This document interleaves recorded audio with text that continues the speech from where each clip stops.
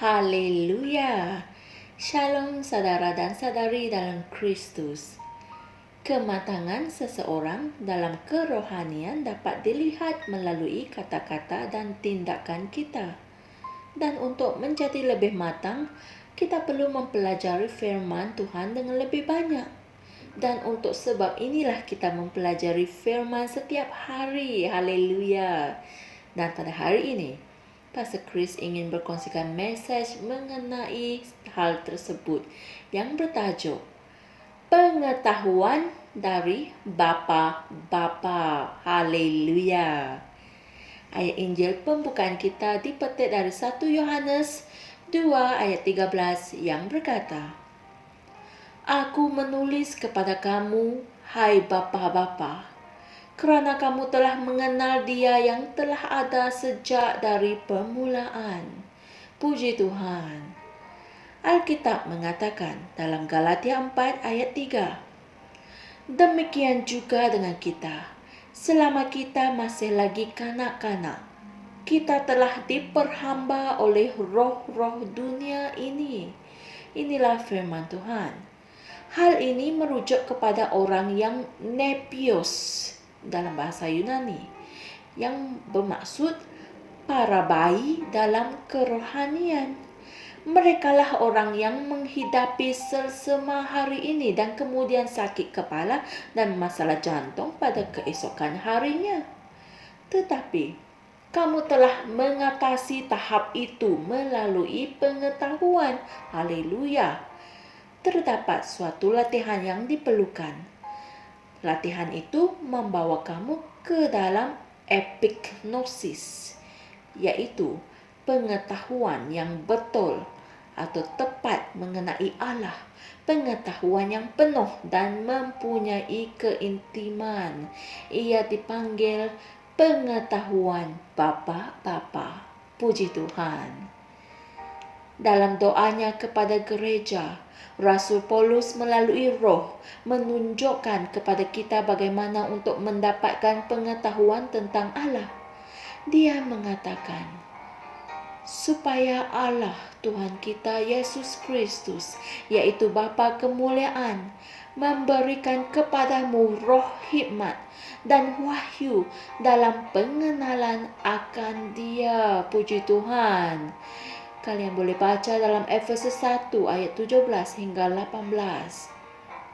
Ketika kamu merenungkan firman, segala rahsia mengenai kehidupan kerajaan dan bagaimana untuk berjalan dalam realiti firman akan didedahkan kepada kamu. Haleluya. Dari saat itu kamu tahu bagaimana untuk hidup dalam kemuliaan dengan penguasaan ke atas keadaan. Haleluya. Aku ingin berdoa kepada Allah agar lebih banyak umat Allah akan menyedari siapa diri mereka dan apa yang mereka miliki dalam Kristus Yesus. Bagaimana kamu yang mempunyai kehidupan Allah dalam dirimu boleh mengalami masalah ginjal, masalah jantung, atau apa jua kesakitan atau penyakit yang lain? Ia bukan sesuatu yang normal. Ia sepatutnya tidak berlaku. Haleluya. Kehidupan yang ada di dalam diri kamu tidak boleh dirosakkan oleh apa-apa kelemahan. Kehidupan itu lebih berkuasa daripada syaitan dan unsur-unsur dunia ini. Amin. Oleh itu, daripada kamu menjadi gelisah apabila kamu merasai simptom-simptom penyakit, istiharkanlah dengan berani, aku mempunyai kehidupan Allah dalam diriku, dan kehidupan itu meresapi ke dalam seluruh tubuhku dan menyingkirkan setiap anomali. Amin. Hendaklah kamu membuat pengistiharan itu berulang-ulang kali, dan tidak lama kemudian kamu akan merasai kuasa Allah mengalir melalui di seluruh tubuhmu. Beginilah cara para bapa bertindak balas terhadap keadaan dan situasi, yaitu dengan firman. Haleluya.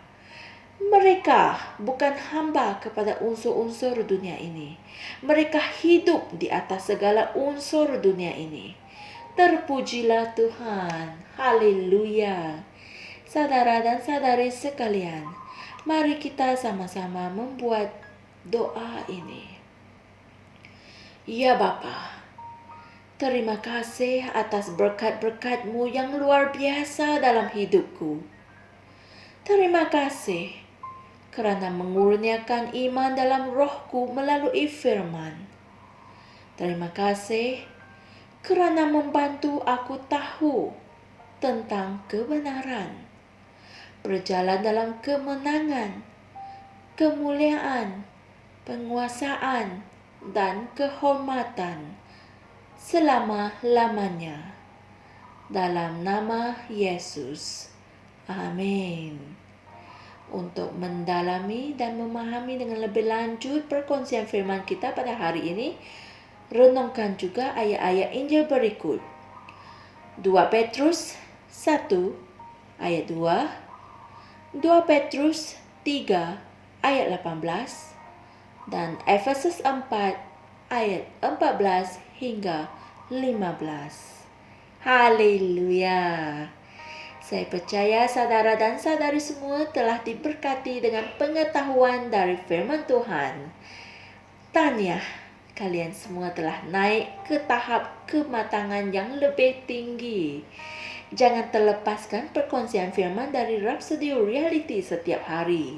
Oleh itu, subscribe supaya kalian menerima notifikasi setiap kali firman yang baru dikongsikan. Haleluya. Dan kongsikan juga firman ini dengan saudara dan saudari yang lain agar mereka dapat diberkati. Puji Tuhan. Jumpa lagi esok dan shalom. Kami percaya saudara-saudari semua telah diberkati dengan perkongsian firman dari Rhapsody Reality. Bagi sesiapa yang ingin menjadikan Yesus Kristus sebagai Tuhan dalam kehidupanmu, kamu boleh mengucapkan doa ini bersama dengan saya. Ya Tuhan Allah, aku mempercayai Yesus Kristus, Anak Allah yang hidup dengan sepenuh hatiku. Aku percaya Dia telah mati untukku dan Allah telah membangkitkan Dia dari kematian. Aku percaya Dia hidup hari ini. Aku mengaku dengan mulutku bahwa Yesus Kristus adalah Tuhan dalam hidupku mulai dari hari ini. Melalui Dia dan di dalam nama-Nya, aku mempunyai kehidupan yang kekal. Aku telah dilahirkan semula. Terima kasih Allah kerana menyelamatkan jiwaku. Aku sekarang adalah anak Allah. Haleluya. Tahniah, sekarang kamu telah menjadi anak Allah.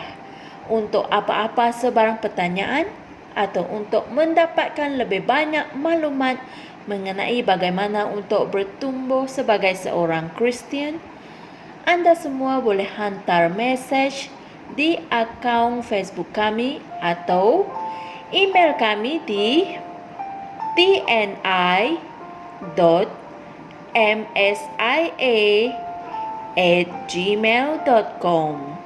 Sekali lagi, tni.msia@gmail.com. Tuhan berkati Anda semua.